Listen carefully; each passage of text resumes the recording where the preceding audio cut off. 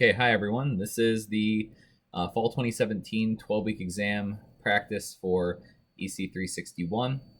Um, let's just get started with the problems. So this first one is a manual reading problem and a little bit of C code. So we're looking to see, do you understand how these operations work with these bitwise operations, and can you find the right stuff in the manual? So we're looking for pin select 4. We can verify that that's the address. But we're going to need to look at that pin select 4 table in the manual to see what's there. And like most of the pin selects, this is going to change the function of one of the GPIO pins. In this case, it's going to be GPIO 2.5 is going to become some other function. So we just have to figure out what that function is based on the bits that are being set for that pin. So let's read these two sets here. So we're going to OR in a 1 at the, let's see what bit. So that's 4 zeros, another 4 zeros, 0, 0, 1, 0. So we're going to have 0, 1, 2, 3, 4, 5, 6, 7, 8, 9, 10. So the 10th bit is going to go to 1. And if we write out these ones here, 1, 2, 3, 4, 1, 2, 3, 4, 1, 2, 3, and then a 0, that's the 1, 0, 1, 2, 3, 4, 5, 6, 7, 8, 9, 10, 11th bit. So the 11th bit is going to go to 0.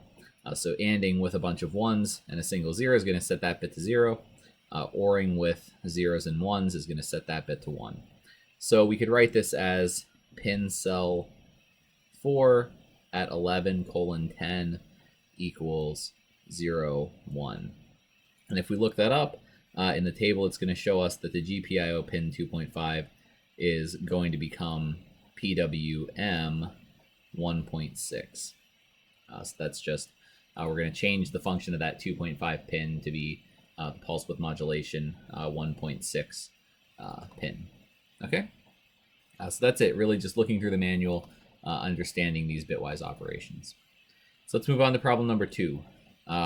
So if we're looking at PWM, usually what we have here is that this top signal is MR0, or the period.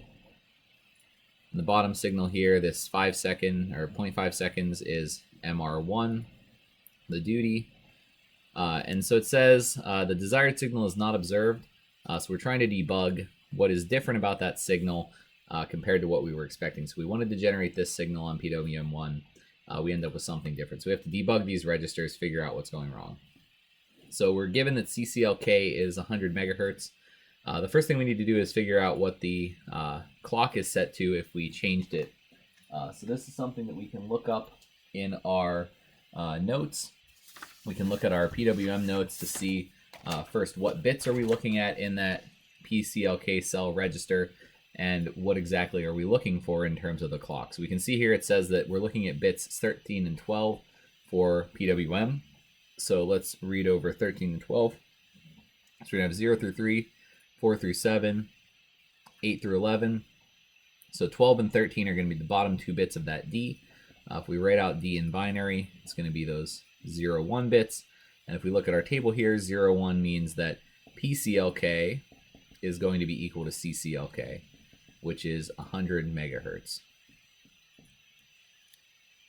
Next, we see that our PR value, which is the prescale value, so this is how many extra times we're going to count this timer before we reset on either value.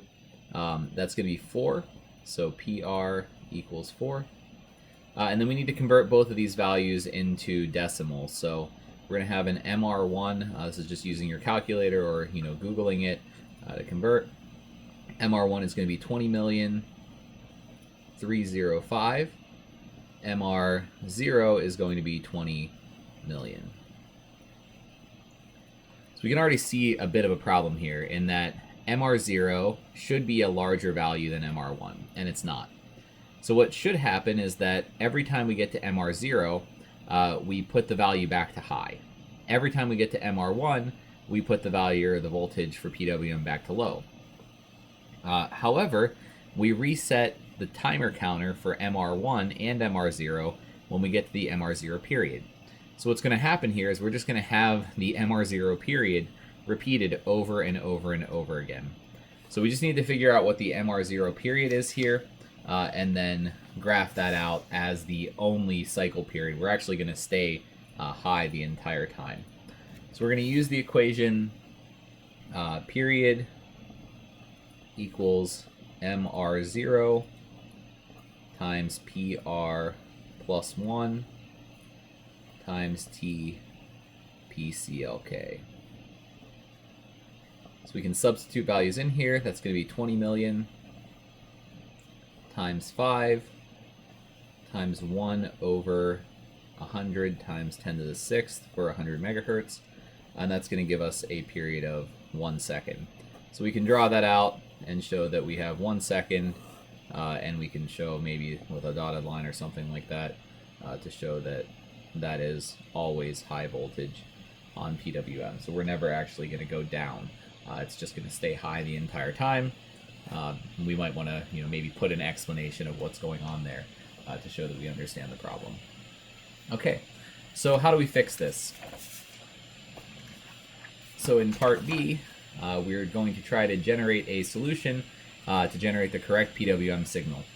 So here, we can look back at what we were supposed to do, and we were supposed to have that the period was 1 second, so we already have that, so MR0 is already a value for 1 second period. We just need to set the duty cycle to be half a second instead. So we want a 50% duty cycle times a period of 1 second, and we can use the MR0 value there instead, so we can say maybe 0.5 times 20 million equals 10 million.